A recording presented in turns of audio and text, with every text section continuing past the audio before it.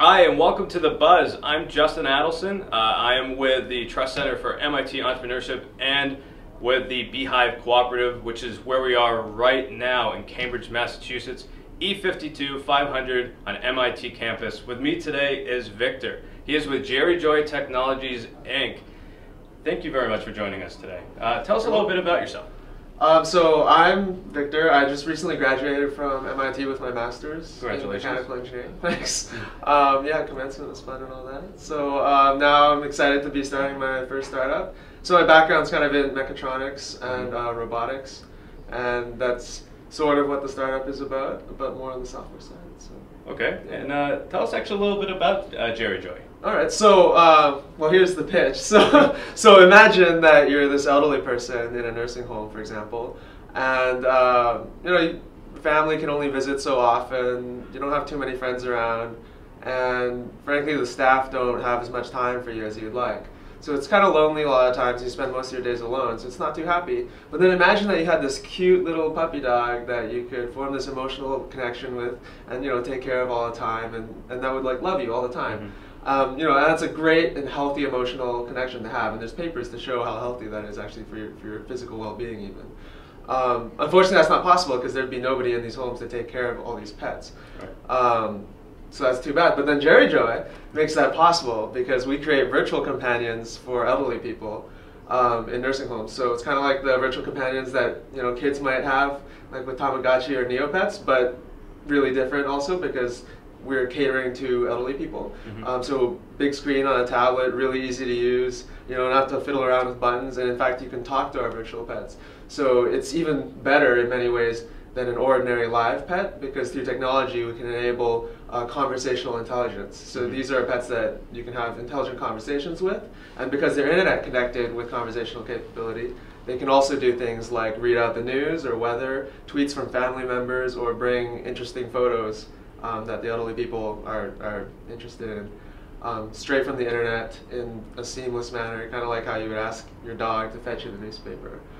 So these are virtual pets that improve the quality of life of elderly people, not only emotionally, but also intellectually. So, is this something, I mean, this sounds great.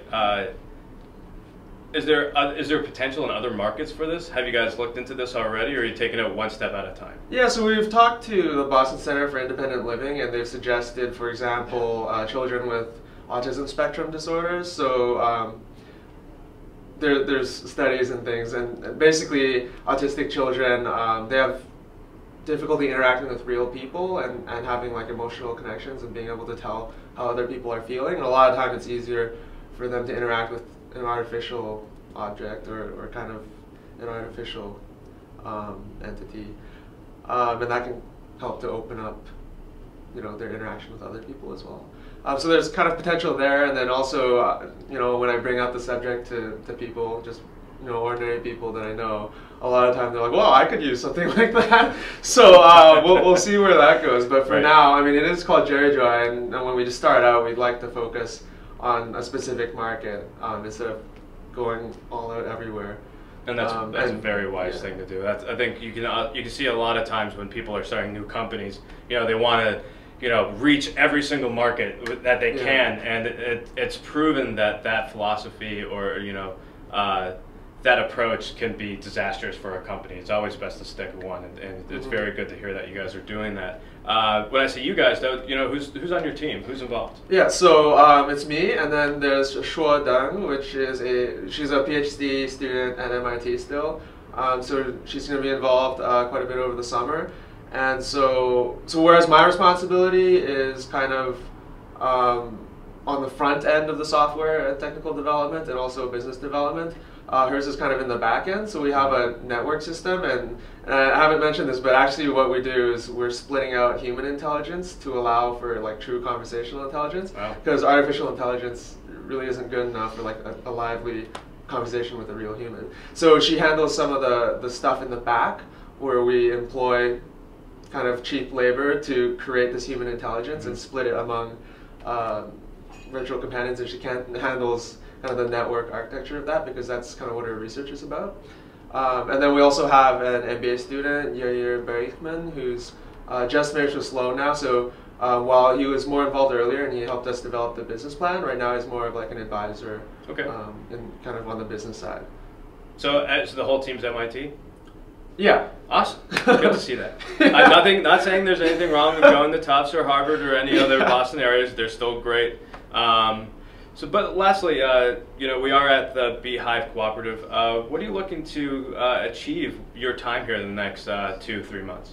Well, this is a nice space, and I always like making connections. So in the next 3 months, mostly I think what we'll be doing is iterating on the prototypes and testing out with customers and kind of building really that product that they really need to buy and will pay for.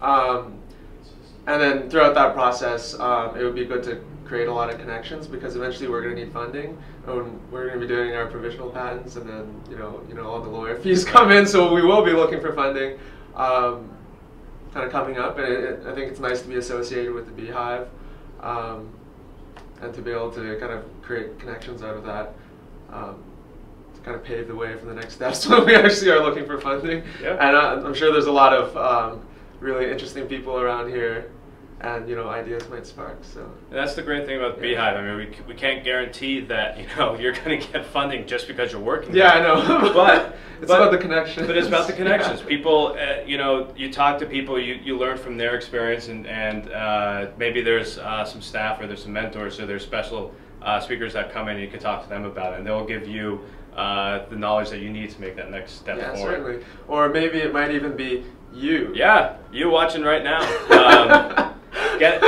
This is your time right now to go to beehive.mit.edu, learn more about GeriJoy, Victor and his team. These guys are doing great stuff, and I really appreciate you stopping in. To learn more about the teams that are at the Beehive Cooperative, again, go to beehive.mit.edu. My name is Justin. Again, this is Victor with GeriJoy, and this was The Buzz.